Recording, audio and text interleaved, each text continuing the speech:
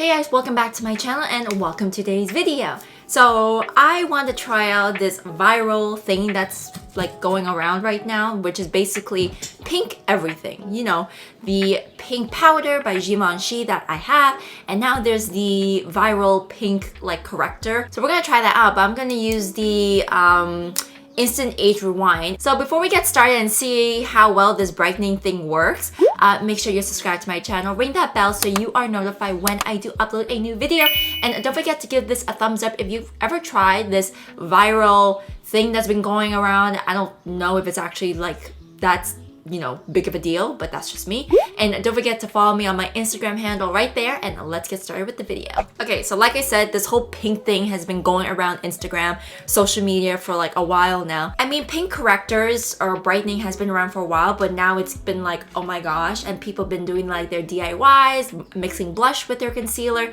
But I find that like that looked very weird to me. So we're gonna go with the Age Rewind, the brightening one, to see like how brightening it is. I have on my favorite concealer, which is the Kosas one right now, and we are going to wind this up. Obviously I have concealer under my eyes right now, and let's see how brightening this is, because I don't know what the big like hype is about really. Like, yeah, it's supposed to be brightening. Okay, so I put that much. I don't know if it's too much, too little, whatever the case may be. And then blend it out. Like, this is gonna be a very quick video. And also I feel like with the whole pink hype, that pink is not for everybody. I think you should choose the one that best suits your skin tone, because a pink that works for like a lighter complexion may not work for a darker one. The color will look really off, right? So pick something that would work best for you if you want that brightening effect. I mean, I do notice some brightening. You guys can see that, right? I do see some brightening effect. Like, I've seen this around for the longest time, but I never really like got into it because, you know, pink, right? Wasn't really like something I was like gravitating towards. But ever since this whole like brightening thing that's going on, I was like, let's try it out. As you guys saw, that there was quite a bit of brightening actually. It's not disturbing the concealer whatsoever. It looks really, it looks really bright. I actually kind of like this. I do have to say a little does go a long way. Don't use too much of it. Yeah, it actually looks really good. I'm actually quite impressed.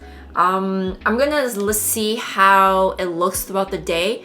It doesn't look like it's disturbing the Kosas concealer really, but we shall see how it performs, because I know how the Kosas concealer is on its own, but with the brightening on top of it, I don't know if like the concealers were clash or anything like that. But you know, first impressions of like the brightening effect of it, not so bad, right? So I'm gonna finish up the rest of my face and I will check in with you guys shortly. Okay, you guys, so right now it is 10:13. I've had this on for a long time. So I wanted to talk to you guys about the concealer for a bit, because I know I kind of rushed everything. The Instant Age Rewind, they had that pink one for quite some time. And I remember back when, like, I don't know, however many years ago, I've seen like only X amount of shades that they had, and just so recent-ishly that they released new shades, which is great.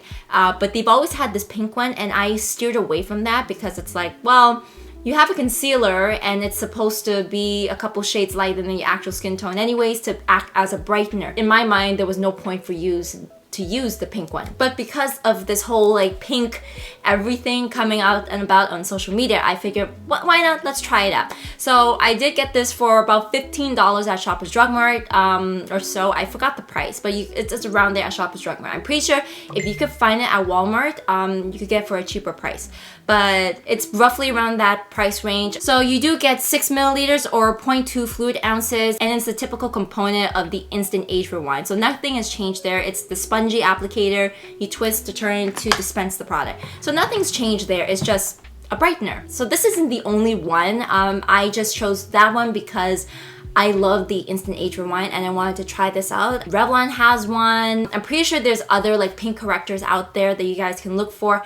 But those are the only two drugstores that I've actually just noticed because I haven't really been actively looking, unfortunately. But if you find any, you know, try it out, see if it works out for you. But taking a closer look of like how it reacted, and also I do apologize that I did not do any check-ins throughout the day. I've been like up and about, I've been driving, so I couldn't really do any check-ins.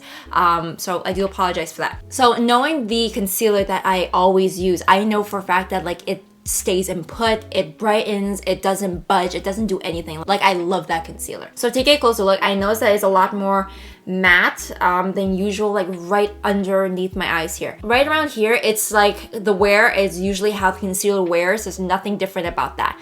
But just right underneath here, it looks a lot more matte. And I find that very interesting because the concealer, the closest concealer, like it usually gives me like some luminosity. It's not really like this mattifying. So when I'm looking at it, I'm like, this is quite interesting because it doesn't usually do that.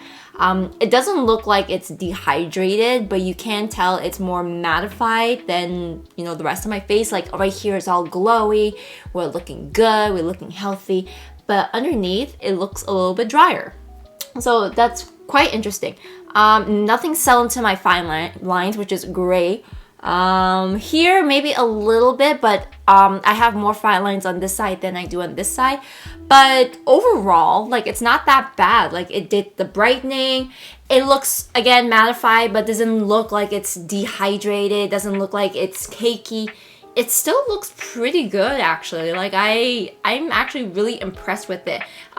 Would I recommend the pink concealer in general to everybody? As I said before, I feel like you need to pick out one that suits your skin tone because this bright pink is not going to suit every skin tone. It will fit maybe to the fair, to the light. Once you're reaching to the medium, tan, dark, and rich category, I feel like the pink is not going to suit it well at all. It's not a one shade for all. I do recommend you guys trying it out if you can find a shade that best suits you. It definitely did brighten like 100%. Like I've never really seen my eyes look that bright before, so I do definitely recommend it. And whatever shade you guys find, try it out. Like I definitely would give this a go.